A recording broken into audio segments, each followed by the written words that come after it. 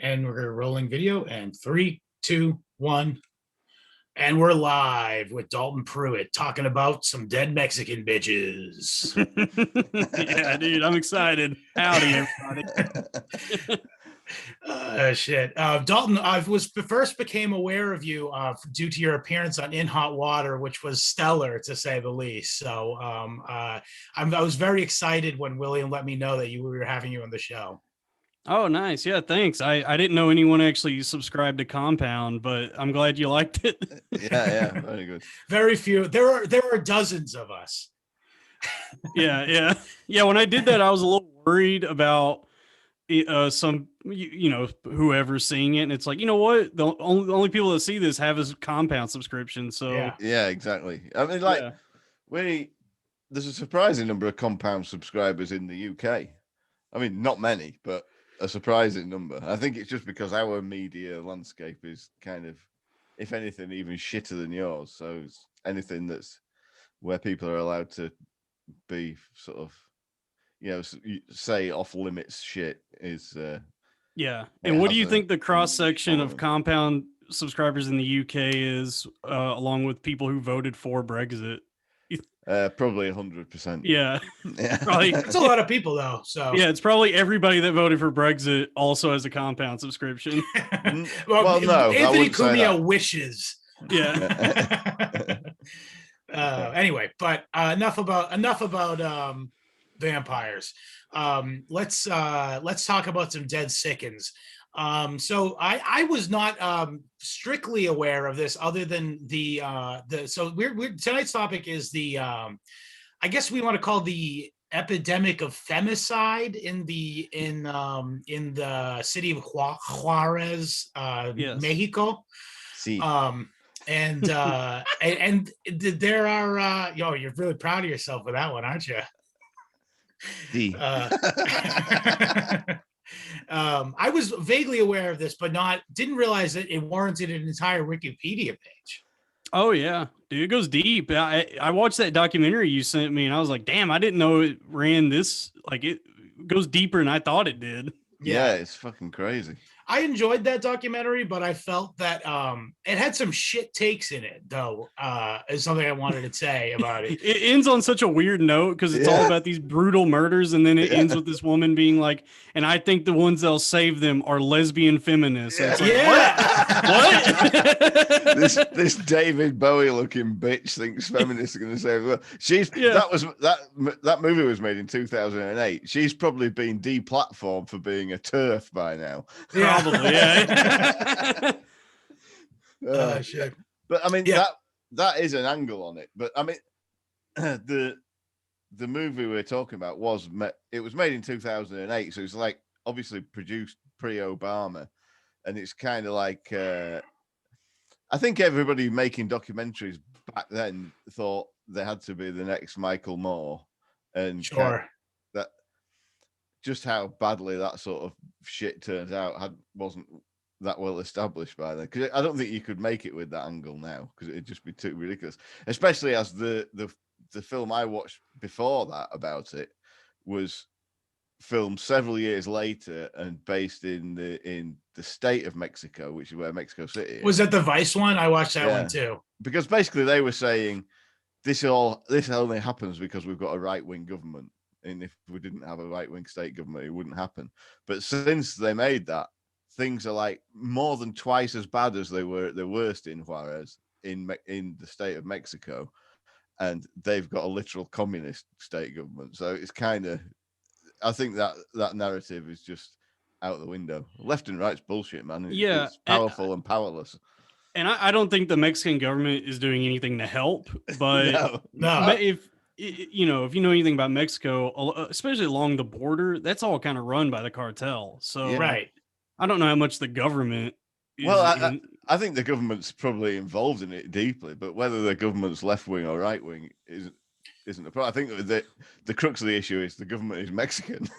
Yeah. But here's the thing: in that documentary we were talking about, which I think is called Ciudad Juarez, the city where women are disposable. is the title of it. You can find it very easily on YouTube for the listener. Which, to be fair, I mean, I'm not by any means slamming that movie. I recommend it wholeheartedly. Yeah.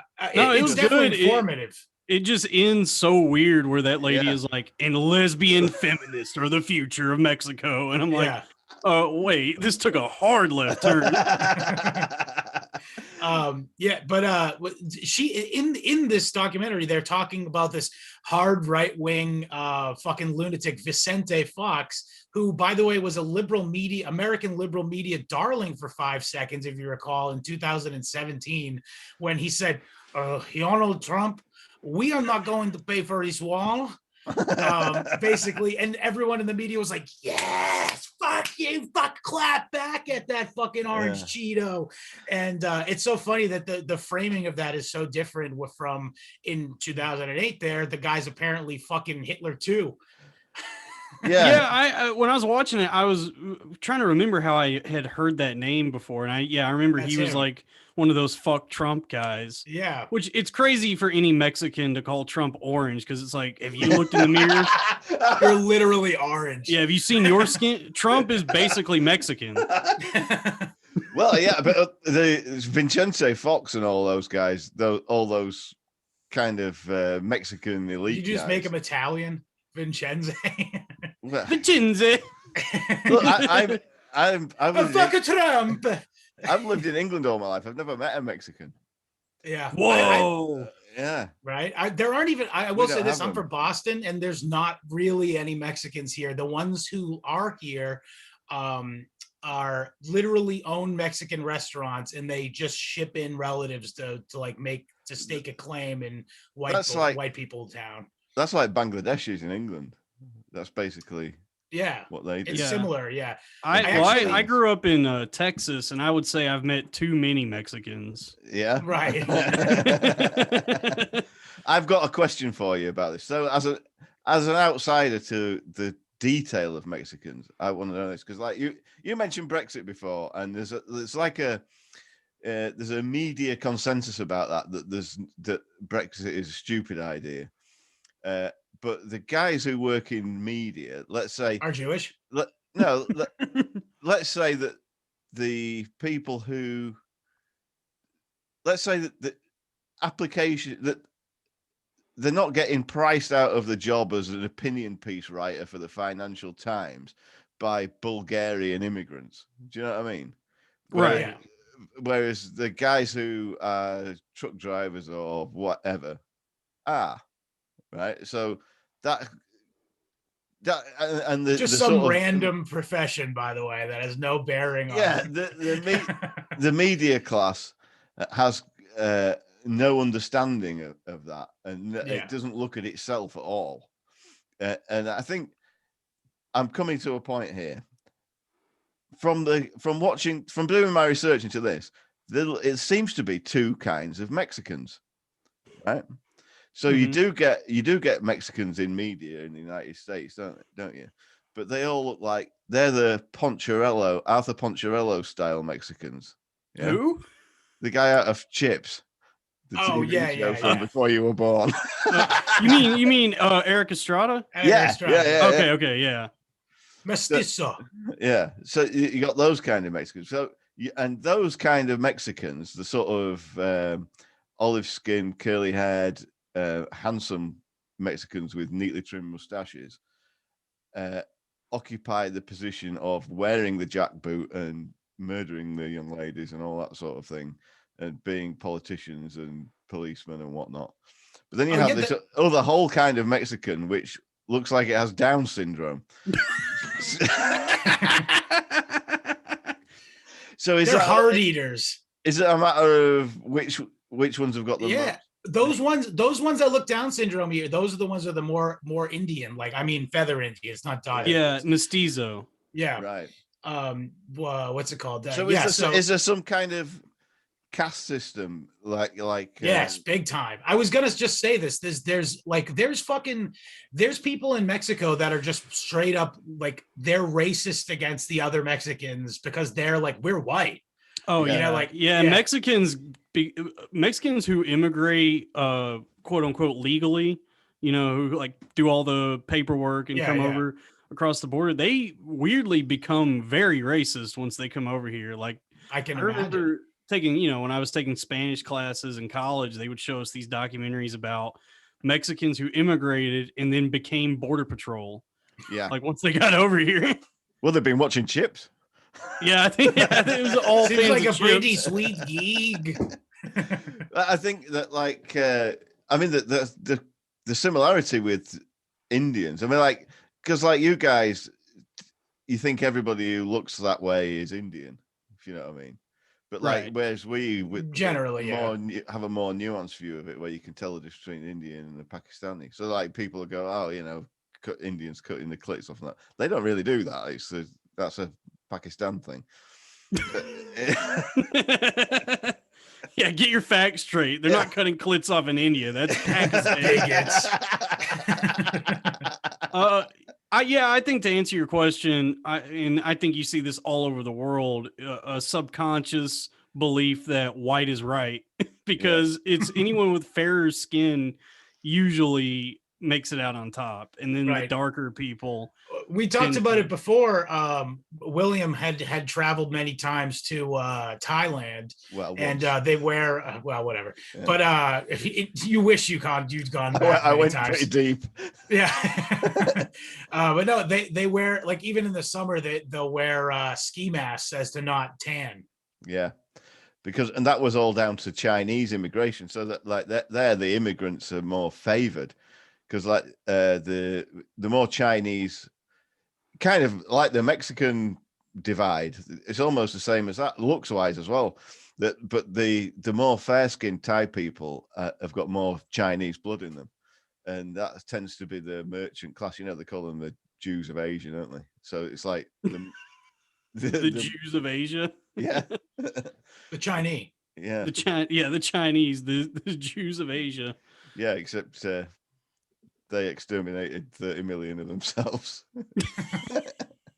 Well, they couldn't tell them apart. They were exactly. I thought I got that guy last week. We think these are the people we don't like. Yeah. This is why it's so scary that they're the ones doing facial recognition software shit, because if they can get it to work there, fuck me. We're fucked. Yeah. I do think to answer your question about like there being sort of a caste system in Mexico, and this gets back to the femicides. Yeah. The real caste system would be like men are on top, and then way below them are women, because Mexico is like a super macho, patriarchal country, and like their culture is like very kind of anti women, you know. Yeah. And they do still adhere to very strict gender roles. I think this is a lot of this gets blamed on like European colonialism in most places, but I have more disdain for the Spanish than any other kind of people, because it crystallizes down to one fact that I believe Spanish is after Mandarin or something like that, but Spanish is the most widely spoken first language on earth, at least Makes European sense. language, right? And yet every single country, including Spain, where they speak it, is absolutely a fucking basket case, and that tells you something about Spanish culture. However, there's a massive difference between Mexican culture that you're talking about and Spanish culture, because if you ever go and mix with people in Spain, which is fun, you know, they're fine when you get to know them individually. It's just, I think their brand of colonialism. I love that racism in the UK is still just being like hating other white people. Yeah.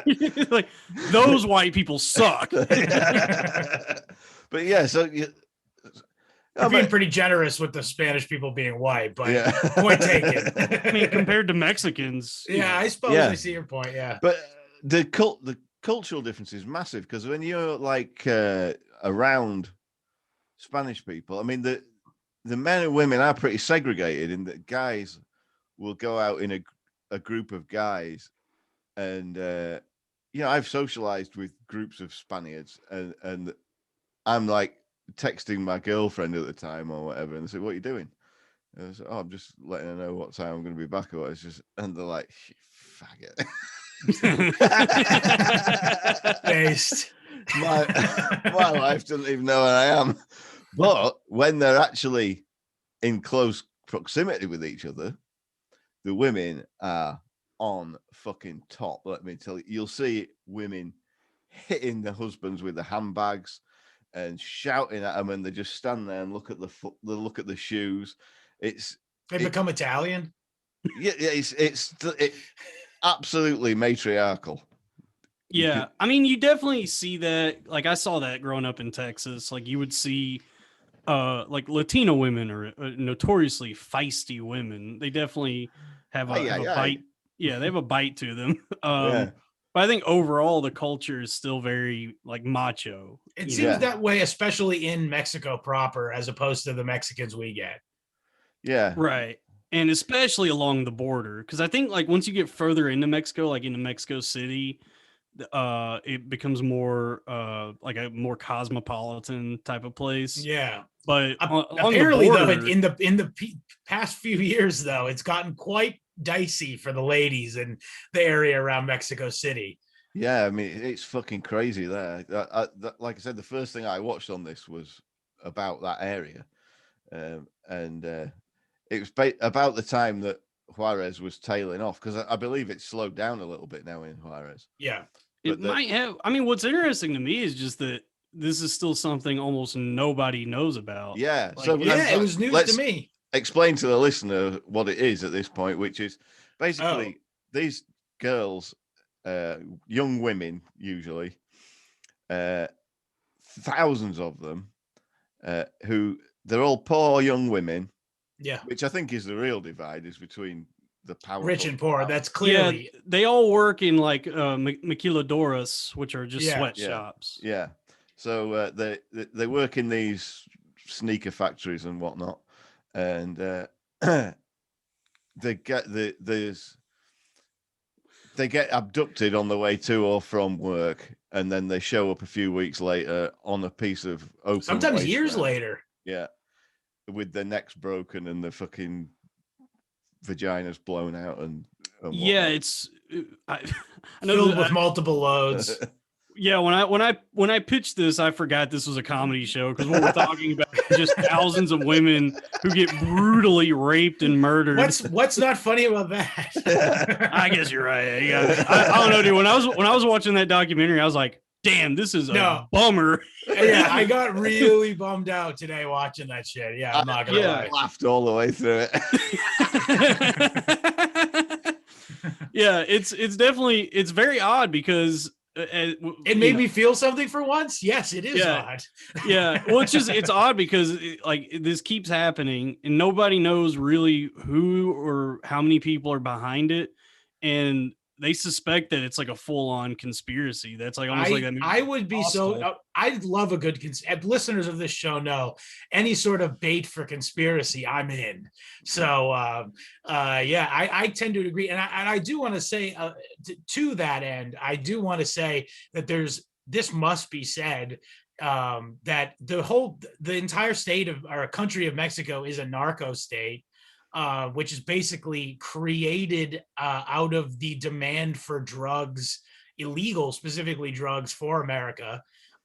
Basically, their entire system of governance is was essentially put in place by the CIA in their creation of the various Mexican drug cartels, and there's so many documentaries about this, and it's kind of like an open secret. I mean, everybody knows about how the CIA sold crack through Freeway Ricky Ross in LA, but this is another thing. They make movies about it. That fucking Sicario movie, which sucks, by the way. Sicario and the whole show Narcos. Yeah, it's all basically. They even say in the Sicario piece of shit, it's like, yeah, the CIA set up the fucking the cartels, and it's just an open thing. And so long as there's a drug war in America, that's what Mexico is going to be. Yeah. The country is kind of run by the cartel at this point. Absolutely. And I'm sure that they have a lot to do with these murders. And it's like, it's crazy because I've never actually, I grew up in North Texas, so we were still like 600 miles from the border, but we Mhm. would see news stories come out of like people driving down the highway near the border, and you see billboards as you're getting near the border to apply for the cartel. There'll be like billboards that say La Familia and give you the phone number to call if you want to, I don't know, Wow. submit your resume to join the cartel. Fucking yeah, go First Amendment. Yeah.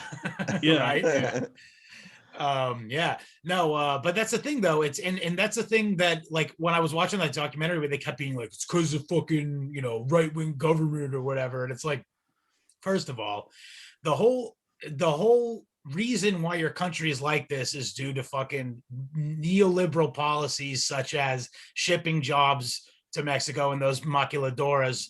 That whole NAFTA, which NAFTA is what pretty much precipitated this cheap labor where they don't pay taxes because it's on the border or whatever, and it just fucks poor people on both sides of the border. Well, I mean, Yeah. it doesn't, because whatever you want to say about sort of cheap labor and sweatshops or whatever, people aren't marched into those places to work at gunpoint. It's because they make more money there than they could do Right. anywhere else. I mean, which is the sort of, I realize that's totally the neoliberal talking point on it. Yes, that's the fucking. But it is true. Here's my question about the femicides and all of it. It's like our media landscape right now, everybody is horny for murder. It's like every Right. woman Yeah. has a podcast about murder. Every week there's a new documentary dropping on Netflix about some serial killer, some string of killings. And yet on the border in Juarez, like thousands of women have been murdered over the last Right. 20 or 30 years. Seemingly in sadistic, ritualistic ways at times. Yeah, and why aren't more people talking about this? Which makes me wonder how many like governments and media companies are in on this. That Yeah. there aren't more like documentaries or just more, there's not a lot of attention being drawn to this. It's like a thing that no one even really knows about. So that's where I get like tinfoil hatty about it, where I'm like, clearly some government, some entity is in on this. Well, here's something that I noticed to that point, which was the movie we've been discussing makes the point, it sort of makes the case that this is rich people coming in from overseas. These girls, the claim is that these girls are photographed on their way into work at these factories, and then the photographs are sent off to clients. The clients choose which one they want. The chick is kidnapped to order, taken out to some hacienda somewhere, raped to death, and then disposed of. Khashoggi'd. Yeah. And by the way, I know rape to death is like a common comedy phrase, but they are literally raped to death. Yeah, it is bananas.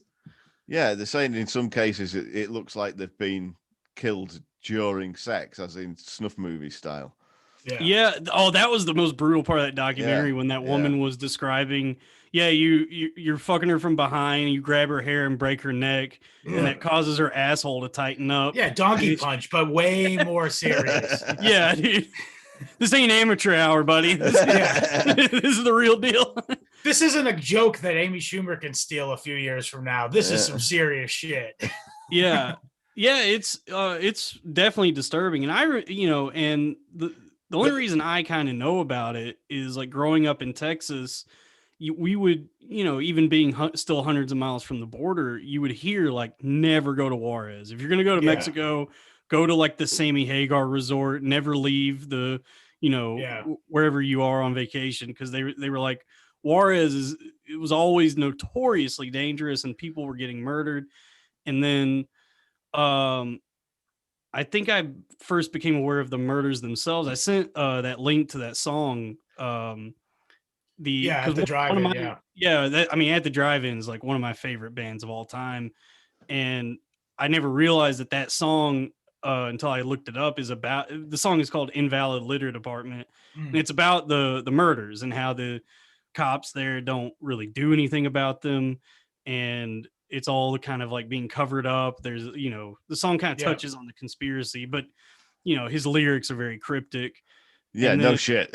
Yeah. I mean, yeah, they're not. It's not a band with a like linear. You're not going to be able to really understand what they're saying. I was always more of a Mars Volta guy. Oh well, how much time we got now? I mean, we might have to change topics because that is my favorite band. Okay, all right. Well, maybe for another, we'll have you back on a bonus episode. We'll talk about Mars Volta.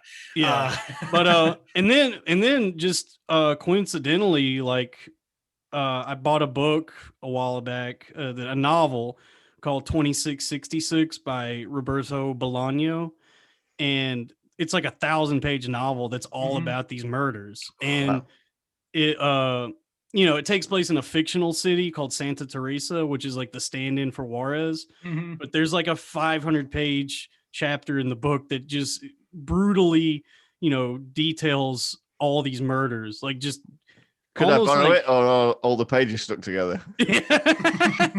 Yeah. And so I've been shot. yeah, and I've been reading this book and just been like, damn, is this like real? Is it, because I was like, it's a novel, so maybe he's he's actually a perpetrator, and maybe it's just his confession. Maybe it's just wishful thinking. Yeah, but then like once I started to like kind of research it myself, I was like, oh no, it's actually worse than what's in the novel. It's like it goes so deep, and it's like so many more women, and the murders are way more brutal. Yeah, but like I was saying, that film alleges that there's a massive conspiracy where they're not actually trafficking the women out of the country, but they're bringing people in to do it. And there's a few local celebs doing it. But basically, you've got the rich and powerful exploiting the powerless for sex. And there's satanic elements to it, and all this and the other. And it's very, very believable, and there's loads of evidence for it. But there's no way they'd make a film with that angle now, because they'd get banned from Twitter for being QAnon fucking retards. Well, you know what though? Like, remember that first season of True Detective, where I'm familiar with it. It was before any of the Epstein stuff had broke, but that whole first season is about like an elite cabal of mysterious. It wasn't new to me. I've been fucking following the work of one Alex Jones for a good 23 years. Yeah, but it's interesting to go back and watch that now, because like it at the time it was like such a preposterous concept that there's like this cabal that runs deep throughout the country, or maybe even the world, that like abducts women and children and mutilates them and kills them like, as part of some satanic ritual. And then the Epstein stuff broke, and it's like, oh, I guess that is actually happening. Not just the Epstein stuff, but do you remember, and this is as kind of an aside, I'm sorry to bring this up, but do you guys remember when the FBI declassified all that paperwork on the group known as the Finders group, which is it was a somewhat publicized Florida child abuse case where they found like a bunch of trafficked children. Oh yeah, I do. They were in a van. Yes, they were in a van, exactly. Yeah. And then so the investigators went so far as to it ended up linking it back to this group of people called the Finders who were staying in Washington, D.C. And the FBI got involved, and they got a memo from the CIA being like, leave it alone, they're one of ours. And it's in the fucking papers on FBI.gov right fucking now if you want to go look at them. Yeah, but if you say that, you're a nut. Yeah, I know. Yeah. I mean, it's so fucking blatant. I mean, clearly something like that is going on. The only thing, some kind of organization is doing that shit with the consent, they must have the cooperation of the police, because basically, or at least the money compensation ability to pay off police. That's the thing about the Juarez murders is it almost feels like the police are purposefully bungling these investigations. Absolutely. Yeah, it looks like the police are just dumping the bodies all in one place, so it's nice and easy to fucking clean them up. Yeah. Well, William, did you watch the other documentary I mentioned to you? I Yeah. forget, it's by you watch Journeyman Films? Yeah. All right, so this other one I found on YouTube with this kind of vaguely Irish sounding lady who was very irritating, by the way. No, she actually was investigating, like, while it was happening, this guy who was not even poor. So we were talking before about it being a divide between rich and poor. There was this one case where this guy who was a local labor leader, his daughter had been murdered. And by the way, it's so fucking sad when you see like the dad crying and shit. I was like, I don't want to watch this. And that's the weird thing when you like really do a deep dive into this, especially reading that novel I was reading. Yeah. After a while, you just start reading story after story of women getting brutally raped and murdered that you almost become desensitized to it. Yeah. It was like, I just heard, you realize that it upset a man, and then it's like, oh. Yeah, because at first when you said like this guy's daughter got murdered, it didn't even register with me that is sad. Yeah. I was like, oh no, that's a bad thing. Yeah. But no, so anyway, so he had some resources and he actually organized all of his union members to help protest and the police to reinvestigate it. So apparently this fucking dumb bitch American transplant in Juarez, which is just nuts. Why the fuck would you do this? Woman in her late 20s who married a Mexican guy.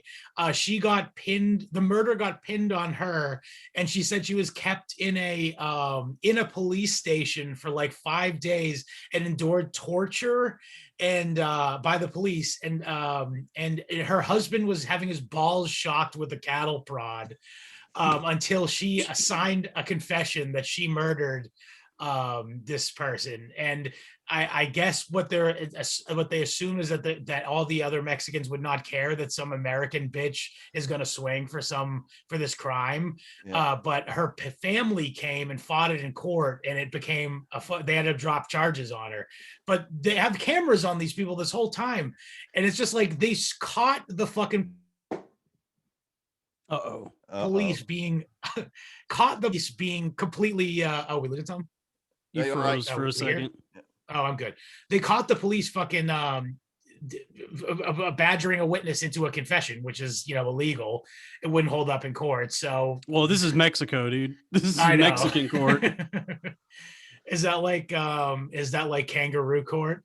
I mean, you look at that. We cover that Killdozer case. The court hearings in that were ridiculous, and that's in where was it, Colorado? Yeah. I think when it comes to actually like solving the murders, like solving them, what the police in Mexico and the media care more about are just optics rather than actual justice. So if they can just like pin it on anybody, like just forcing a confession from someone who didn't do it, they'll be like, hey, job well done. We did it, guys. We found them. Yeah, it's bureaucracy, isn't it? It's just like, fucking hell, I'm sick of seeing this on my desk. Yeah. And journalists keep talking to me about it. I don't like talking to journalists. That's almost as disturbing as like the people that are perpetrating this is just how little anyone cares. Yeah. It just But don't make like it. There's nobody in government anywhere who cares any more than those Mexican officials do. It's just that they have to pretend to care for some reason. Right. More so than Mexicans do. Yeah. The funny thing was, specifically speaking to the Mexican police not really giving a shit, the end of that documentary that I was talking about, the Irish lady is in the office of the homicide detective, and at first the interview and the guy's going is trying to like answer for everything, and she just keeps pushing him on it, and he finally goes, I'm actually getting insulted by this, so get out of my office. Like, that feminist film about it. Yeah. They had like, before they moved on to the lesbians after Solve This, the final take, they were building the case for when have lesbians solved anything? Yeah, for an even just ask a woman to pick a place to go to dinner. Two women? Come on. Am I right, fellas? Yeah. Damn, dude, you're doing some real leather jacket comedy right now. Yeah. These guys, these chicks were really making a case for how great women are at understanding shit by saying, "Oh well, justice in." I mean, in a way, it's sad because they were at the point of saying, "Well, it's futile to try and get justice in Mexico. The only thing that can be done is some kind of international court." Like, what the fuck is an international court going to do to Mexico? Yeah. It's like, think this through. Even what is it? We sentenced Mexico to be invaded by the United States. It's like, what? Yeah, okay, solve it by having the United States launch drone strikes. Yeah. See how you like that? Now, what if it was just we sentenced Mexico to getting nagged by that woman? Yeah. Problem solved. Yeah. I mean, but the thing about trying to even do like an international thing is the documentary posits that this is like an international conspiracy. So yeah, who knows like who's actually behind this, how many elites are in on this, because like I never even considered that. It seems like it's almost like the movie Hostel, where they're like picking out the ones they want and making either snuff films or something. It seems to be or just mail order, or to order fucking fuck slave murder victims. Yeah. It could just be hot. Forget the fucking aftermarket of value of the video, but just the experience. If you're rich enough and you only get your rocks off by fucking slitting a brown bitch's throat. I don't know. I mean, that seems to be the fucking move. Well, and they said the victims all look alike. It's, thin, straight hair, which basically equals hot in anybody's language. Well, I mean, some of the victims are 13, so very hot. Yeah. I noticed they actually showed a few there was interviews with various Mexican women, and like I saw this woman, she looked like she had grandchildren, and it said escuela, fucking age 14, and I'm like, what the fuck are they doing to them down there?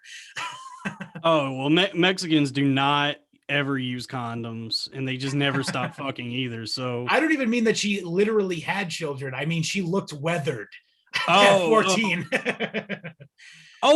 Some of the women that they interview in that, who they are like, this girl is 15. It's like, this is a 30-year-old. That's not easily. Yeah.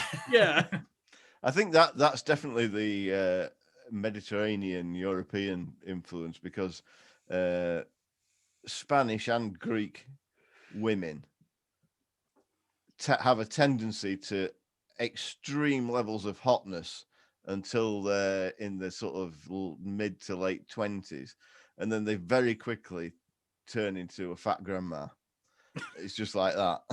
But some never age. I mean, look at like Selma Hayek. Hot as today, hot as she was 30 years ago. When Tarantino was sucking on her feet.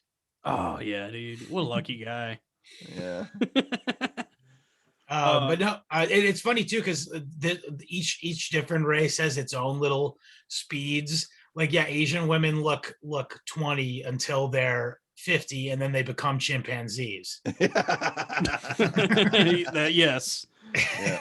Yeah. One day they just decide, I think I'm gonna go rummage through the trash for plastic bottles. Eat a pigeon, maybe. The change is so rapid, it makes you wonder if it makes a sound. Like. Yeah, it's a banana. I was thinking more like just the air coming. It's a gong. Gong. Yeah, maybe it's a gong followed by the air coming out of a balloon. Yeah. Oh, that's the aging gong. Time to go squat outside and smoke a cigarette. That squatting thing comes from a culture with no chairs, doesn't it? Basically. Yeah, I think so. Yeah. You do see. They don't have time there's not enough room to have a chair. Everyone's got to stand nuts to butts in order to fit them all on the continent. The Chinese have evolved to not need chairs. Yeah, you don't see it like anymore. super soldiers.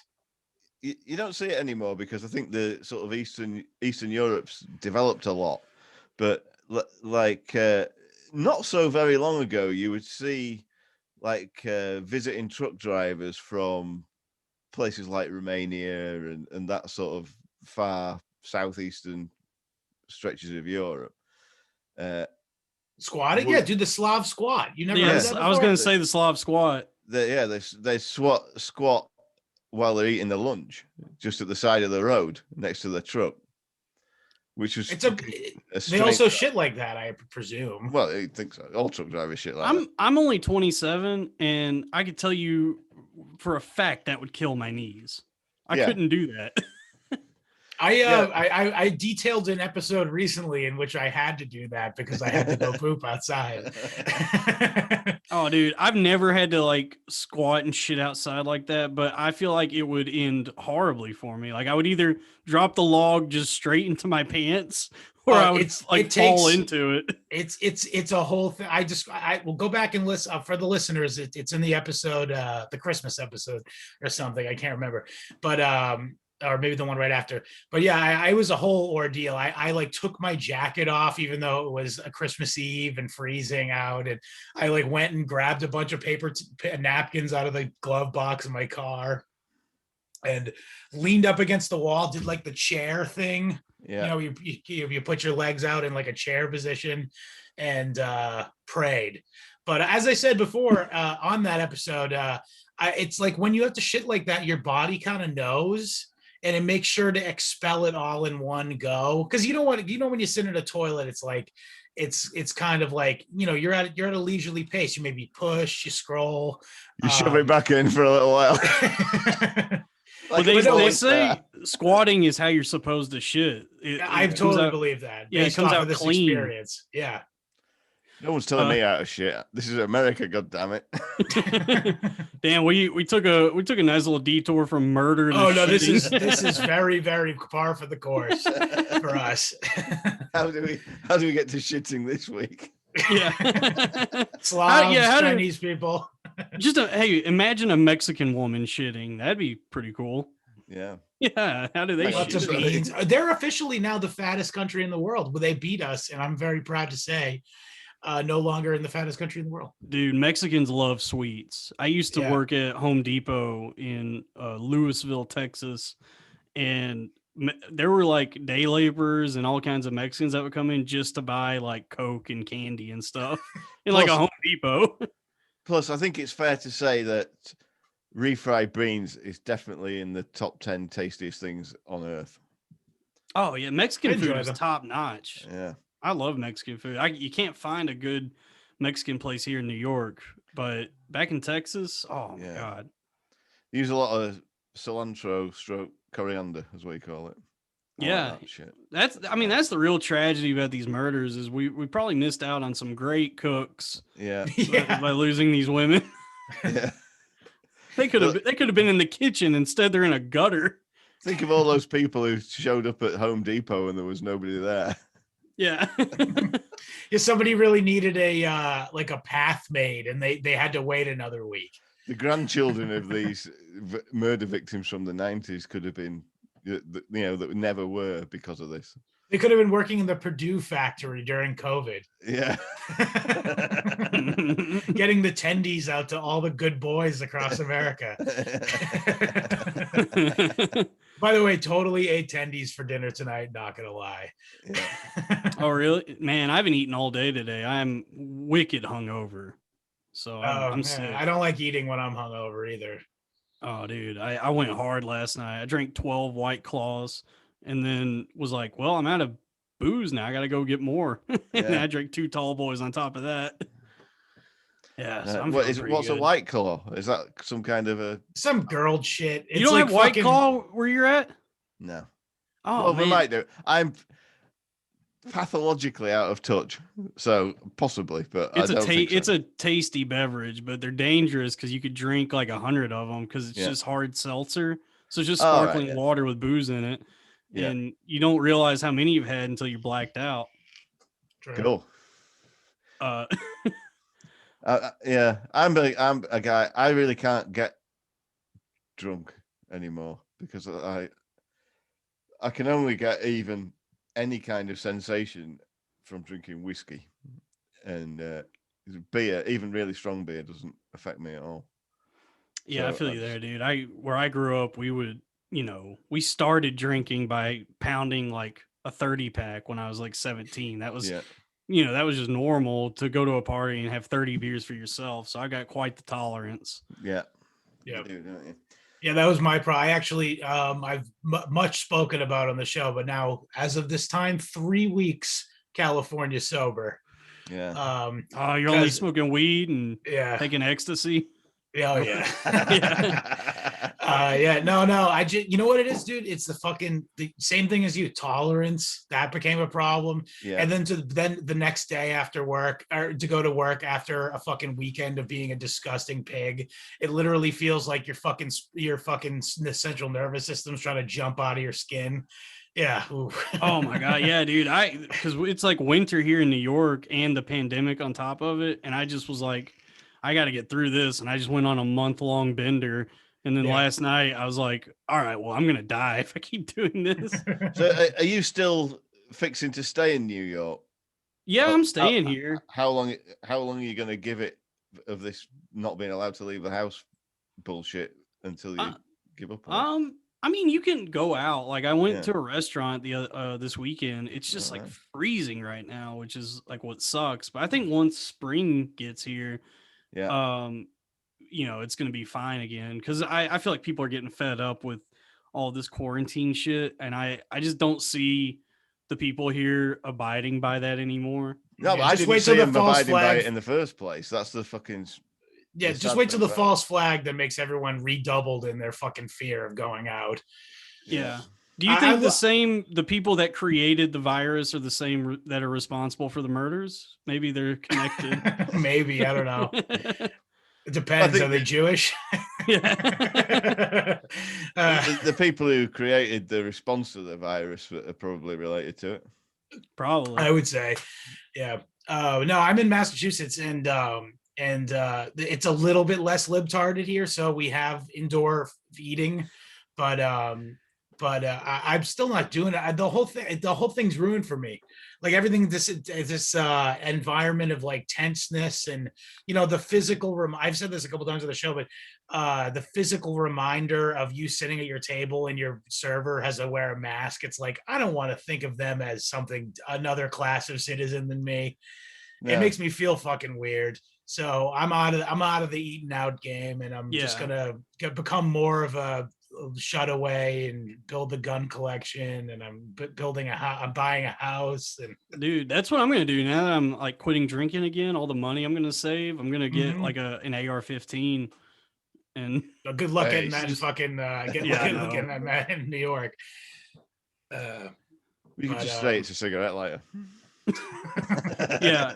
New York is kind of a circus right now when it comes to the quarantine, because it's already like such a densely populated city. Sure. I don't know how you could police that, but like when I went to a restaurant the other night, it's like, you can still only do outdoor dining, but outside of every restaurant, they've just built a smaller restaurant. Yeah. It's stupid as fuck. It's Kafka-esque. It's just it's a grim pantomime, isn't it?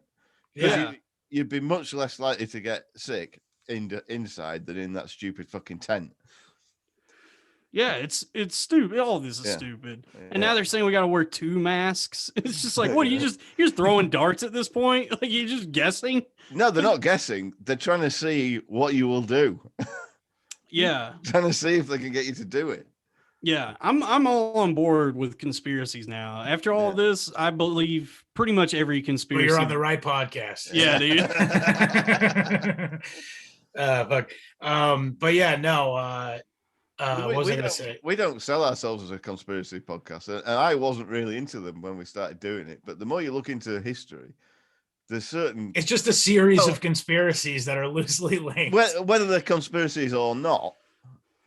A lot of the things. But we conspired to have a podcast tonight. Yeah, exactly. Yeah, so there are trends and there's things that are undeniably happening. And whether they're a result of a conspiracy or not, it doesn't really matter. But like, what the term conspiracy is to use to avoid having to deny that these things are happening, because you just say, oh, well, that's a conspiracy. And that sort of, well, maybe it is, maybe it isn't. But here's the evidence or the proof, depending on which one it is. So, oh no, it's a conspiracy. Or they say that's a liberal talking point or a right wing talking point or this or that. People just, anti-Semitic canard. Yeah, they never address the fucking, in discourse generally, everything's just brush offable with a phrase like, oh, well, that's just a left-wing talking point or a right-wing talking point or a conspiracy or something like that. Nobody ever actually addresses the point. Or, oh, I bet you read that in the Daily Mail, didn't you? I bet you love Trump. Yeah. Yeah, I feel like QAnon really hurt those of us that. That's because QAnon was a fucking FBI honey trap, in my opinion. You think so? Absolutely. I think it was clearly, I think it was originally a dumb troll job by some fucking guy on 4chan, like you see. And at some point, either the guy who started it got flipped, or he was pressured either through financial means or threatening means into handing over the reins to someone who's just spinning this narrative where the whole point of it is just keep trusting the plan. And no matter what, and the good guys are fighting for you. Because think about it this way, if the people who are in the tank for QAnon or were in the tank, because it's obviously, I mean, there are still people, I don't know. But the people who were in the tank, if you ask them what their goal is, and this ties right back to the Juarez thing, by the way, is their thing is they want to expose an elite group of pedophiles who are torturing and raping children possibly to death. Now, on paper, if you said that sounds like a good person to me. Yeah. That's someone who doesn't want that to happen. You know what I mean? So all these people who are now genuinely working towards something that, if it were true, I mean, I don't know, there's obviously some shades of truth in there, otherwise no good conspiracy doesn't have anything true in it. But they're working towards, at this point, disillusioning them. Yes. Making anybody who is concerned about that issue look like a fucking Q-tard. Right. Yeah. I think it gets tricky with conspiracy theories, because conspiracy theories attract people who already aren't too stable. And then, I'm right here. Hey, buddy, I'm with you. Look, I'm crazy. I'm not stable, and I love conspiracy theory. I think it attracts a certain kind of person that's looking for answers or looking for a reason why the world sucks. And when you start doing deep dives, you start seeing, oh, well, some of this shit's actually true. And then you go really crazy, and then you just lose kind of any sort of credibility, because you become Charlie in that episode of It's Always Sunny, the Pepe Sylvia. You become that guy, and that's where all this QAnon shit, or even what we're talking about, the Juarez murder, when you start talking about conspiracies, people do look at you like, well, this guy's just he needs a girlfriend. Yeah. Or we look at the lady at the end of the movie who says that the future is fucking feminist lesbians, and go, oh, Jesus. Yeah. Just right off that last hour and 20 minutes. I know. Yeah. It's crazy how somebody will be making sense, and then they say some shit like that where you go, well, fuck, I don't know if I can buy any of this now. It's so funny too, because they were conflating the whole and I don't want to harp on this too much, but they were conflating the idea of why this was so persistent in Mexico as being a result of the right-wing government or whatever. But even if you look online, or even to the rhetoric of European fucking fascism, far right people, they spend a lot of time focusing on protecting women and shit. It's not about fucking raping chicks. You know what I mean? The fucking neo-Nazi 14 words has something about protecting white women or something in it. It's not that this, and really the idea of this sexual perversion liberation kind of thing kind of comes from the not left wing per se, but liberal idea of permissive society or whatever. You know what I mean? Yeah. Yeah. I mean, I think, yeah, I don't think it has anything to do with like the how the government leans politically. I think Yeah. it's all like like Rothschild types who own everything that are Right. able to Not even perpetrate all of this. fuck Rothschilds. We could talk about them all day, but fucking what's his name? Brian Singer. Yeah. The guy who made the X-Men movies is fucking kids. Yeah. You know? I mean, when I say like Rothschild, I'm talking about like the shadowy rich Oh people. yeah. Mr. Burns. I get it. Yeah. Because it's like when you look into this, you realize, oh, Mexico is just like one big little St. James. It's like little Saint Juan. It's like But you've got like to speak to the conspiracy. I mean, I'm not the character type that gets into conspiracy theories because I never did. It's just that it's from doing this show and look, I research a different topic every week, and things just start to click in your mind that. And I've heard the outlines of a few conspiracy theories, and I think, well, you can see the point in a lot of it. And like, so a recent example is the Great Reset, where you've got the media, you've got Justin Trudeau on TV telling you what the Great Reset is, and on the same day, the New York Times running an editorial saying it's a far right conspiracy theory. So it's like clearly the media is not, it's openly lying.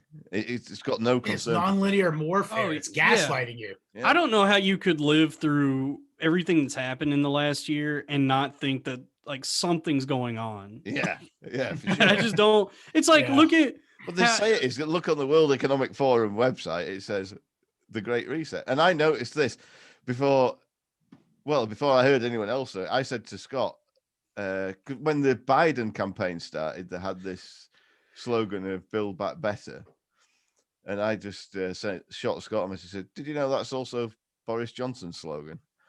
And then other people, Trudeau too. Yeah, and Trudeau, and then and somebody in France, and all over the world at that moment, every politician was saying "Build Back Better." So it's like it could be parallel thinking, I guess. Maybe Carlos Mencia got a bum rap.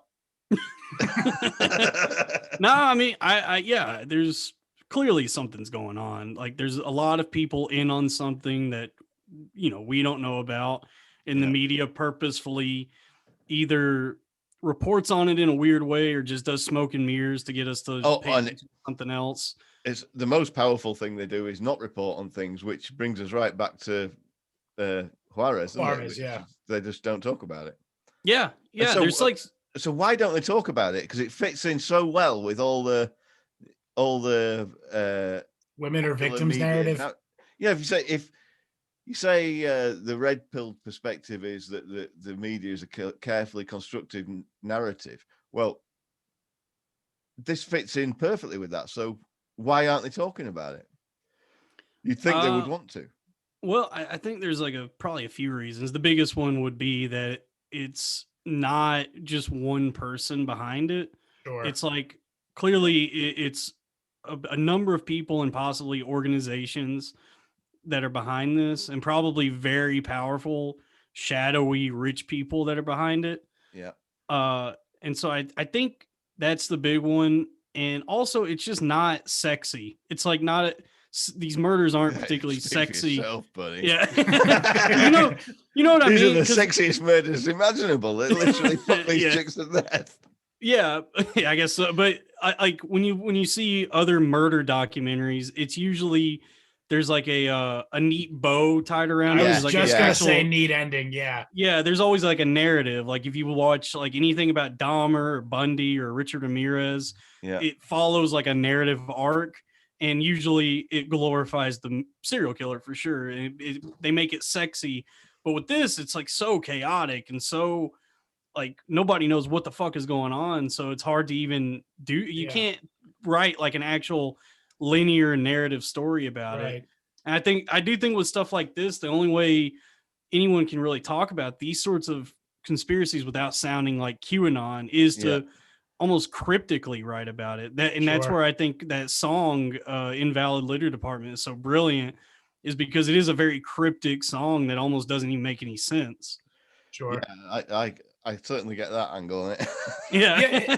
Even that very prolonged it's now known as the Irons killer, and also known as the Golden State Killer. Like that guy was at large for like 50 fucking years. 23andMe cracked the case. Yeah. And you know what? It ended up resulting in us all finding out the truth that the biggest murderer of all, Patton Oswalt.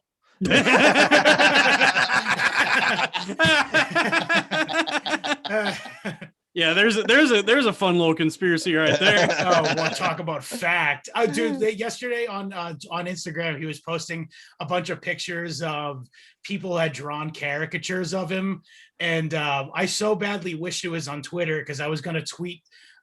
Why didn't you include this one with that like that drawing of Patton killing his wife, dropping where a pill into her they mouth? draw him like a goblin pouring pills. Yeah, pouring pills into her mouth, and then the background is a "Dream a Little Dream of Me" poster with the heart around Meredith, that lady that he ended up marrying less than a year after his fucking wife died. Come on, Listen, I've said this before, but I'm going to stand up for. I mean, nobody dislikes Patton Oswalt more than I do, but it's not a murderer. If you ever been in a relationship with a drug-addled fucking cunt like that, then like you're watching TV, she's up in bed munching pills. You're kind of part of your hopes that she's gonna die. That's not murder. That's being sick and tired of the fucking cunt. Yeah, it's murder adjacent. It's like murder by omission. It's like No, it's not. I've said this before, and I don't know if I said it in the show, but this is coming from someone who I used to consider Patton Oswalt to be one of my favorite comedians and comedic actors. Right. And the thing that bothers me the most is not so much that his wife is dead now and that he maybe did or didn't do enough to stop it. It's that he's such a fucking self-righteous fucking asshole. I totally agree with you on that, but while also having let his wife die. Play the ball. You can either be a self-righteous asshole or let your wife die. You got to be humble after you let your wife die. Look at fucking OJ. Okay, Couldn't be humbler. I get that. You need to play the ball, not the man. You got to attack him for being a self-righteous asshole. Okay, fine. Yeah. What if Patton Oswalt has been flying to Mexico for the last 30 years? He's really he's behind all of it. Yeah. If they could just pin it on one person, we could get an actual story about this and not just these loose. He was 5'1", and he had a weird shaped head. Yeah. He was talking about Star Wars under his breath. I did a little psychological profiling on the killers in this Juarez case. Sure. And I go into, you just know they've all got small dicks. Yeah, like the Irons killer. Speaking of which, baby dick, dude. Yeah, he did have a small dick. You got like to want to kill a woman while you're fucking her. It's got to be micropenis symptoms. Yeah, I've never made a woman hurt before, and now I'm really gonna make her fucking pay. Plus, she's definitely not gonna laugh about me with her friends afterwards because that's true. Yeah, I know. Ah, fuck. Yeah,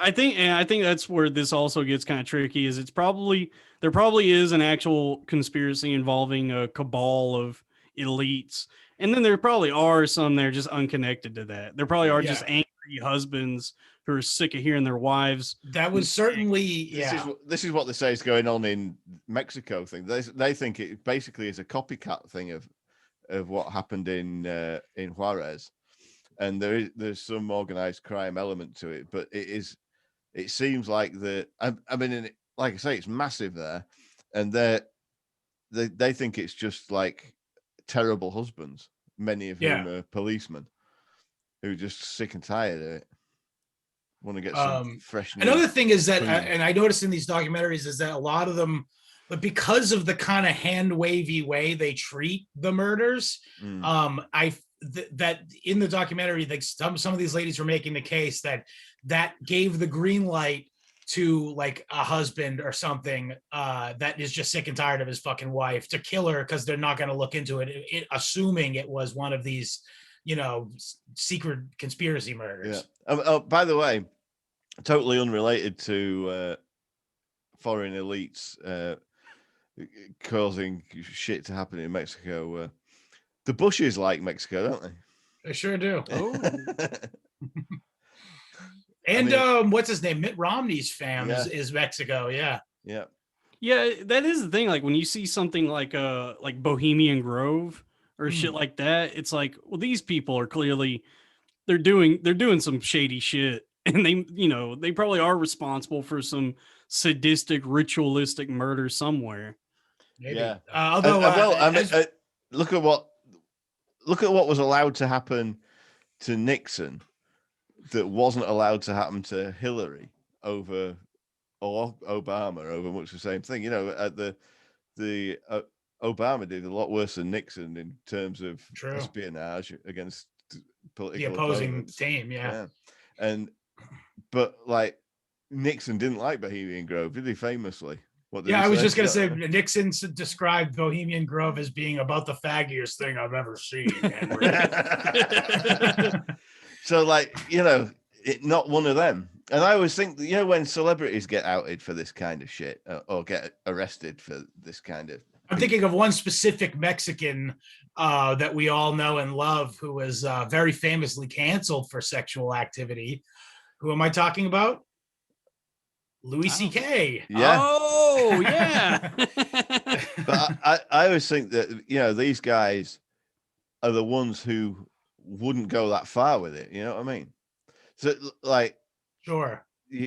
Like your Jimmy Savile can be a pedophile, necrophiliac, whatever, his whole career, and everybody in the establishment covers up for him the whole time, right?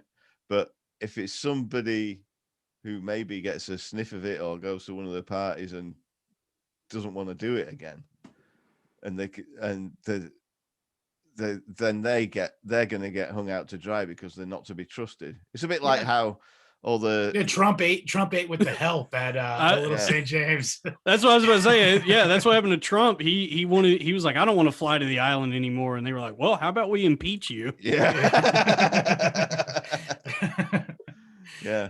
I mean, I just think there's not in every case, maybe, but there's got to be an element of that at the margins, that the people you see getting in trouble for shit, sure, the least worst offenders who are just not trustworthy. Like, we have this whole thing about Cecil Rhodes creating the New World Order back in 1860s. Yeah, the 1860s, and how he surrounded himself with this cabal who they and their successors are still in charge of everything, and they were all gay, and that was like the thing there, that they were all fucking each other because they couldn't, so they knew they could trust each other because you weren't allowed to be, supposedly weren't allowed to be gay. Believe me, the British elite has always been gay. I mean, I should be in it. That does remind me of one of my favorite Norm Macdonald jokes when he was on Weekend Update. When he was like, "You won't find a bigger Norm fan than William." Yeah, because he had a joke on Weekend Update where it was like, so the British military is going to start allowing gays in. Begs the question, how can you tell if a British person is gay?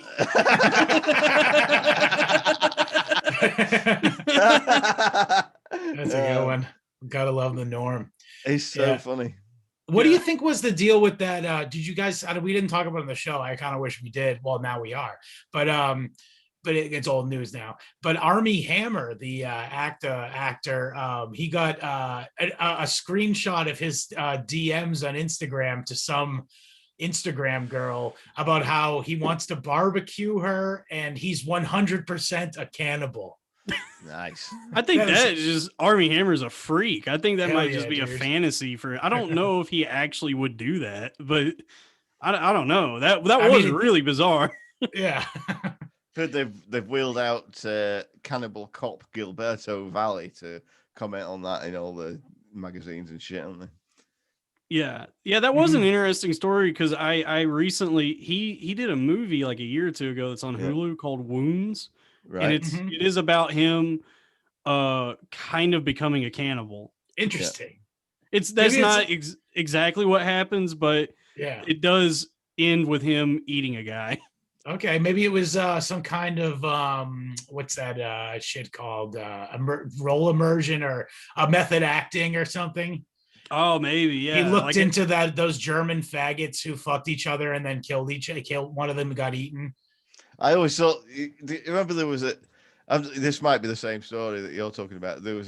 But in my youth, so probably the early '90s, there was a story of, and it has to be in Germany. This guy had his cock cut off by the same story. Guy, and then fried it up. They met on a Usenet forum. Yeah, and they were gonna fry this guy's cock and eat it. Right? They did, but the guy died of massive blood loss. Yeah. But I always imagined that, like, the actual technicality of that happening is that, well, but he's probably still alive when he's serving up the penis. But he's not feeling very well because of all the blood loss. He's got his knife and fork in his hand, ready to eat his own cock. And he goes, I'm not hungry. Man, I hear that and I wish I had a cock big enough to fry. Yeah. I feel like if you cut my dick off and threw it in the skillet, it would just vaporize me. Well, it's like one of those 50 count per pound shrimp. Yeah. I'm what you might call a caviar cock. Yeah. You'd be full on inverted, wouldn't you, if you knew it was going to get cut off? Sure, yeah. I mean, your body has it. There's got to be some biological response to knowing intellectually. You'd have to get me hard first if you want to cut my dick off. Oh, that's just asking to bleed out then. Yeah. You have to give me a reach around before you start snipping. Oh, that's the spirit of the show. I guess we should leave it there then. Yeah. We've sufficiently moved off of the fucking main topic. Yeah. So yeah. Well, I mean, I guess to close, sure, yeah. Women are getting murdered in Mexico left and right, and nobody is talking about it. And I think it probably has something to do with the Jews. I mean, obviously.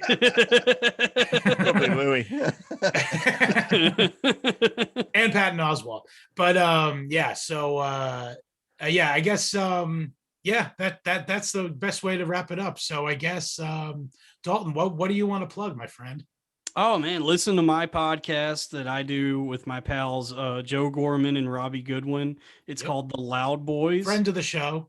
Yeah, friend of the show. Yeah, I listened to Robbie's episode. Y'all did good. And you can follow us on all social media at Loud Boys Pod. Subscribe wherever you get podcasts. That's the only thing I got to plug. We're still in a pandemic. What's your social media stuff? Oh, yeah. My Twitter is at newdalton69420. My Instagram is at saltydalty69420. Excellent. Fuck. Anyway, so for us, to get the audio version of the podcast, www.historyhomos.com, or find it anywhere you find podcasts. You can follow us across social media at History Homos Pod on Twitter and Instagram. You can follow me on Instagram at Scott Lizard Abrams. And for the video version of the show, please head over to our YouTube channel by either searching History Homos or following the link in our bios on social media. Please subscribe. We're trying to get the fucking custom URL. And so that would be nice. Thank you. And also, leave a review. Leave a review on iTunes or whatever. And if you have a question, comment, concern, or you want a sticker, hit us up at historyhomos@gmail.com. So, William, what do you want to say? I'm too sleepy to rape the factory girl. Later, homos. All right. Let me just get over here. That was great, Dalton. Yeah, that was fun. Thanks for having me. Man. It was a great, nice, natural convo. Yeah. Those are the best episodes that are like that. Yeah, that was we took a real dark subject and